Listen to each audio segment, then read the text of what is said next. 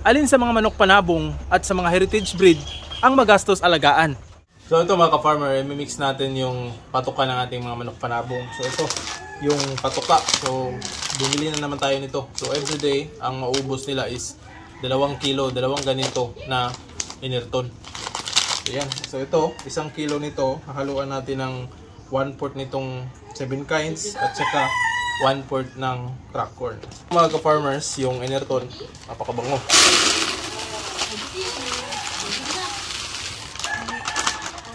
Tapos hahaluan natin ito, crack corn. At saka 1/4 ng ganito na 7 kinds warbird.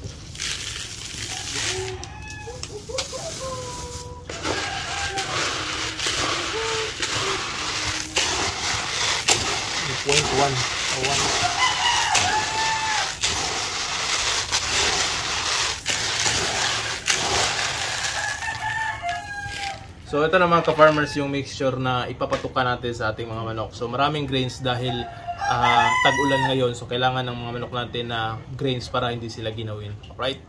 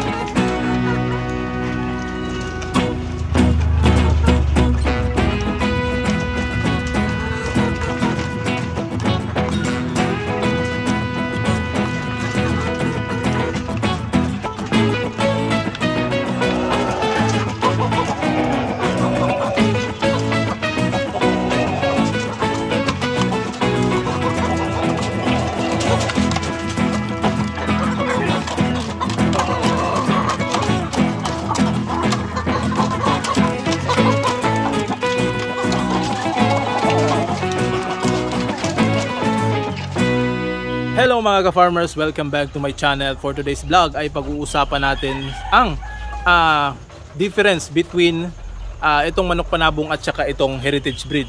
So itong manok panabong at saka heritage breed ay pareho kong inaalagaan mga ka-farmers. At sa video na ito mga ka-farmers ay ating tatalakayan kung alin ba sa dalawang ito ang magastos alagaan. So let's go! So yun mga ka-farmers, ako ay nag-aalaga ng mga manok panabong at the same time meron din ako mga heritage breed na mga manok. So nung bata pa ako, yung mga manok ko talaga is yung mga manok panabong or yung tinatawag noon na mestizo dahil hindi pa mga hybrid yung mga manok ko noon. So from elementary hanggang naging college ako mga ka-farmers at nakapagtapos ng college at nakapagtrabaho rin, yung mga inalagaan kong manok noon ay manok panabong. Nagsimula lang akong mag-alaga ng heritage breed way back in 2019. So at least mga ka-farmers, meron na tayong experience sa dalawang ito, sa manok panabong at saka heritage breed. So ngayon ay i-discuss natin kung alin sa dalawa yung magastos alagaan. So magsisimula tayo dito sa manok panabong mga ka-farmers. Sa mga manok panabong ay talagang magastos talaga ito. Kailangan kasi natin itong bigyan ng pansin, bigyan ng magandang pagkain, bigyan ng vitamins at tutok tayo dito sa mga manok na ito. Dahil ang mga manok panabong ay alam naman natin na ilalaban ito. So parang athlete din ito mga ka-farmers na kailangan palaging kondisyon yung kanilang pangangatawan at binibigyan ng magandang pagkain o mataas yung sustansya ng kanilang kinakain. Dito naman tayo sa heritage breed. Itong mga manok na ito ay hindi gaanong pwedeng tuunan ng pansin. Pwede lang natin itong i-monitor, hindi kagaya ng mga manok panabong na tutok tayo. So dito sa mga heritage breed, ang purpose naman natin dito ay makapag-produce ng itlog, alagaan at saka makapag-produce ng karne. So yung iba, naging hilig nila or passion nila yon na meron silang inaalagaan or yung magiging pet nila. So yung iba din, ito ay inaalagaan para meron silang mga itlog na ma-harvest everyday na hindi na sila bumibili sa palengke. So meron na silang sarili nilang produce na mga itlog. So yun, para sa akin mga ka-farmers ay magastos talaga itong manok panabong kumpara sa mga heritage breed. At sa marketing naman ito, sa ngayon medyo hindi na gaanong mabenta yung mga heritage breed at mahihirapan tayong ibenta yung mga heritage breed sa panahon ngayon. Lalo na sa mga roosters, kapag ito kasing mga heritage breed, kapag nagbe-breed tayo, almost 50% or more than 50% pa yung lumalabas na mga rooster o mga lalaki. So yung mga roosters naman ay pwede na nating ibenta yan, pero mostly sa mga lugar na merong hindi talaga bumibili ng mga heritage breed. So dito naman sa manok panabong mga ka-farmers, marketing niya ngayon ay sa market niya ngayon ay mataas yung demand nito dahil open na nga yung mga sabungan. So marami ng mga tao na lumalaban. Kung magbebenta tayo ay mataas yung chance na mabibili yung mga manok kung maayos nating mapalaki ito o maganda yung mga kalidad ng mga manok natin. When it comes to feeds naman mga ka-farmers, itong mga manok panabong ay talagang quality talaga yung binibigay nating patuka sa kanila. So yung quality ay ang kasunod nito is yung mataas yung presyo nito.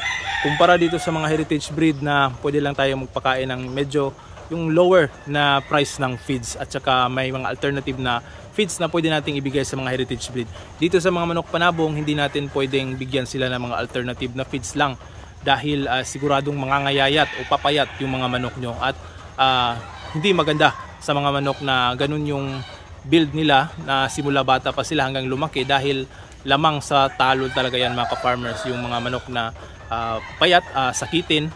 So tsamba na lang kung makatsamba yung mga manok na yun. Sa feeds ay ngayon yung pinapakain ko dito sa mga manok ko, yung Enerton, ay medyo may kamahalan na 42 per kilo yung 1 kilo ng Enerton. So kumpara dito sa mga heritage breed na pwede tayong bumili na meron 35, meron 32 per kilo na mga patuka. So kailangan natin dito sa manok panabong yung good quality talaga na patuka para mas mabilis nating mapalaki yung mga manok at mabenta agad natin. Kung naglalaban tayo, dalawa kasi yan mga ka-farmers, pwede natin yung ibenta or sarili nating ilalaban yung mga manok. Nakadepende yan sa breeder mga ka-farmers kung ilalaban ba niya or ibebenta or pang negosyo yung pagbibreed niya ng mga manok panabong. Kahit na malaki yung gastos sa pag-aalaga ng manok panabong mga ka-farmers, ay para sa akin nag-aalaga pa rin ako nito dahil ito yung isa sa mga hilig ko talaga. So di bali na yung magastos na ginagastusan natin yung patukan ng ating mga manok panabong, basta yung feeling natin ay palagi tayong happy o ito yung nagbibigay ng stress reliever sa amin. Pag nakakita kasi kami ng manok panabong ay maganda yung aming pakiramdam.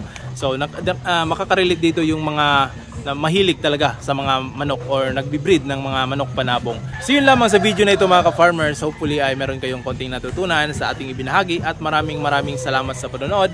Kung meron kayong mga katanungan, comment lang sa ilalim at kung meron kayong gustong itanong personally, pwede nyong i-click yung merong link dyan sa ilalim ng description box. Meron doon ang Facebook page ko at saka yung TikTok account ko. So kung meron kayong katanungan, message lang. So yun lang mga ka-farmers. Maraming salamat at happy farming! Woo!